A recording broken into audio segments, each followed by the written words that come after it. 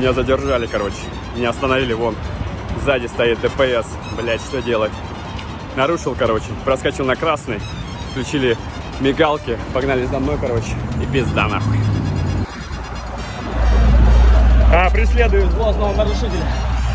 Он уходит от меня. Я его сейчас догоню. Вот он. Сейчас. Показывает, что влево уходит. Туда себе. Что делать? Я почти поймал. Упс, салютый. Что-то, короче, ошибся, да? Ой. Блюститель порядка. А я тут на красный поехал. Пацаны.